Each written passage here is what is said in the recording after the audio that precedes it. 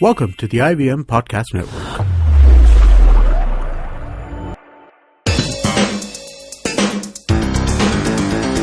You're listening to TFG Cricket.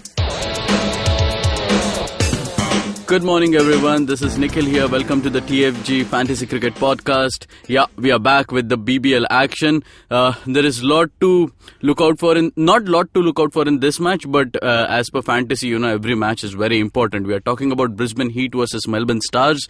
Whoever wins, loses, doesn't affect them. It's only that they will be pushed to the top of the ladder, or else they'll be taken down to the third or fourth. But it's a dead rubber for them, but a good match to look out for. Fantastic match, not a dead rubber, Nikhil. So, like you said, the team that wins tops the table, and the team that loses obviously is going to drop to 3 or 4. So it's not a dead rubber, but there are quite a few changes. Yes.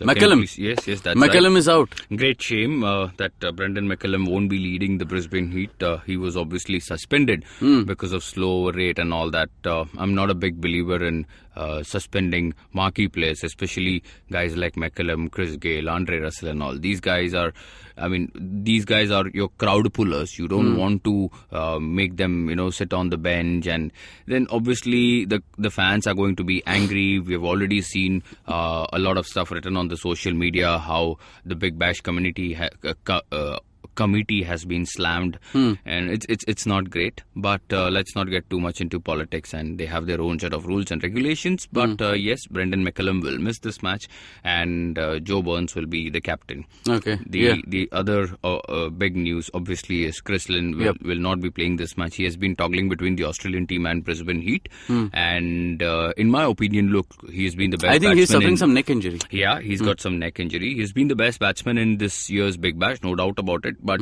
when you play international cricket and when you're playing 50-over cricket, your approach, your attitude needs to change. And that didn't change, because of which he failed.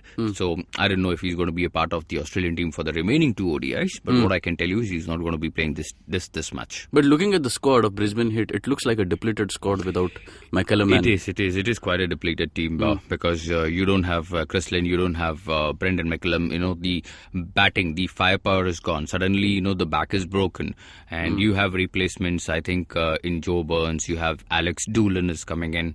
Obviously, Nick Buchanan has been called back to give some strength to the bowling department. And the fact that Swepson is playing, he's been, I think, roped into the Indian tour. So that is great news for them. And also, they have some capable seamers in Ben Cutting. Obviously, there is Teketi. I think Tymon Wills will get one more chance, the England seamer. I wouldn't call the batting. They don't have a great strength in their batting, obviously, because these two big names are missing. But I think these guys have a better pace attack as compared to what the Melbourne Stars can offer. So a lot depends upon Jamie Pearson and Joe Burns.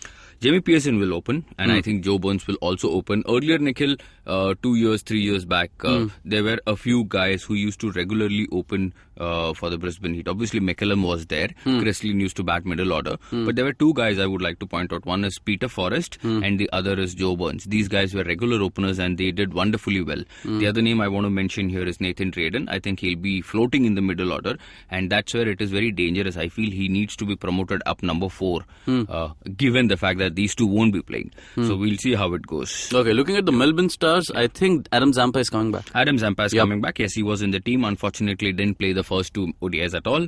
So he's back. And obviously it gives more strength and more variety to their already. I think it's a good seam lineup in my opinion. Scott Boland is there, Ben Helfenhaus is there. Then you have Marcus Stoinis as a third seamer. Then you have 2 champion spinners in Michael Beer and Adam Zampa. I'm not too sure about Gulbiz. I'm not too sure about Gannon either. I don't know. 2 guys have to be benched for this match, and I think it could be those 2. We talk about their batting. Wow, it just looks so splendid, man. Because Rob Quiney has been doing wonderfully well at the top. He's won 2-3 games for the Melbourne Stars already, and given the form that he's in, Nikhil, it's very, very difficult to omit him from the fantasy cricket team. Yeah, totally. And with the likes of Kevin Peterson, Luke Wright, it's going to be a batsman versus bowler game today. For sure. I think Melbourne Stars walk into this match as the slight favourites. There is no question about it when you have Kevin Peterson, when you have Luke Wright. Luke Wright will be playing his 50th match for the Melbourne Stars. Just goes to show what a vital figure he has been for the Stars. He's been with them for last 2-3 years. He's been playing really well. And one of the reasons I think, the pitch will also suit him. And that's why I think today he's a better choice as a captain, because the runs have dried up for the last 2 matches. He started off with a bang in the first 2 games, and then there came a lull period. And that's where I feel today being the great occasion, and he's going to break the shackles, and that's where I feel he should be the fantasy cricket captain. So who is your fantasy 11? Well, like I said, Rob Quiney, Kevin Peterson, Joe Burns, keeper will be Jamie Pearson, Luke Wright, all-rounder Jack Wildermuth. I really, really like this guy. He's going to be very reasonably priced. We've seen how high he can bat. We've seen his 4 overs. He's brilliant on the field also. Many people don't pick him, and I don't understand why.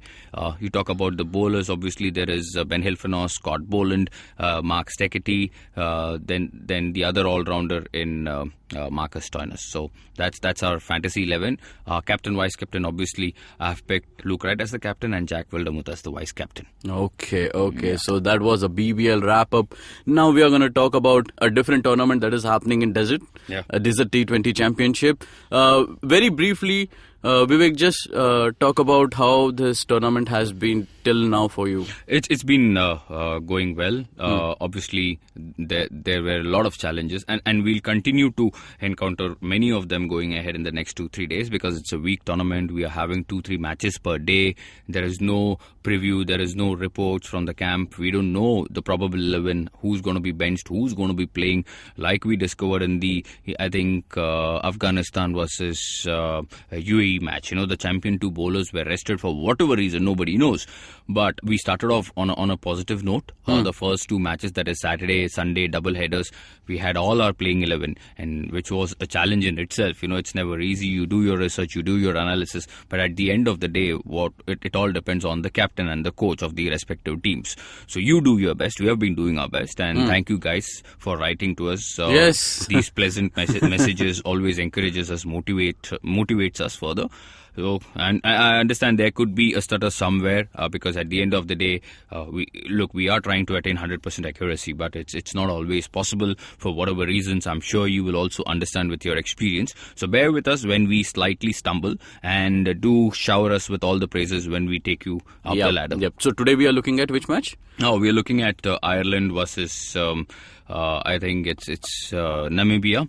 And look, it's very simple. You don't pick too many players from Namibia. You must have got a hint or two from the previous match. They batted well, and like I said, they have been playing great cricket in South Africa. And when you play in a very cutthroat system like South Africa's, you obviously are going to be rough and tough. You will know how to play, how to approach, but the conditions are going to be extremely difficult. And the Irish are more used to the UAE conditions in comparison to the Namibians, and that's where I feel you pick more Ireland players. Okay. You pick players, so there is William Porterfield.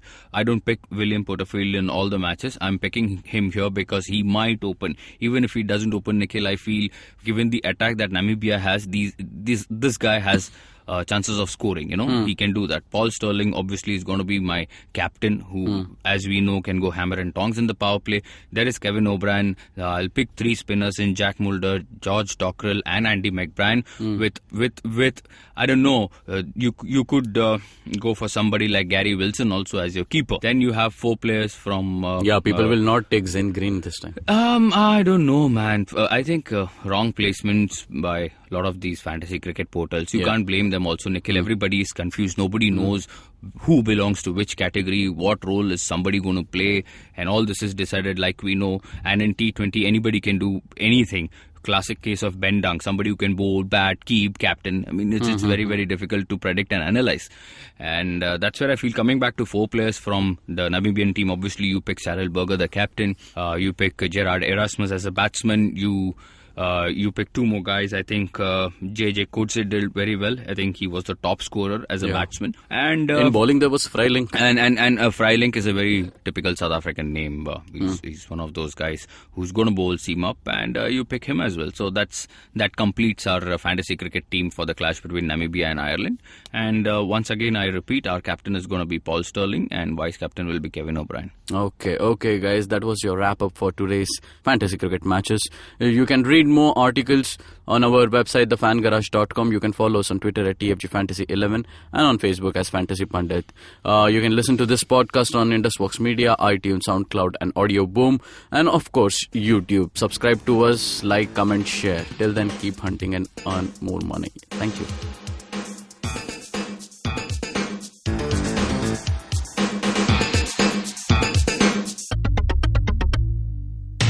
Our podcasts bring all the boys to the yard, and damn right, they're better than yours. But you don't need to stand outside in the yard. Just follow IVM Podcasts on Facebook, Twitter, and Instagram. We might be on Tinder too. Just go ahead and swipe right.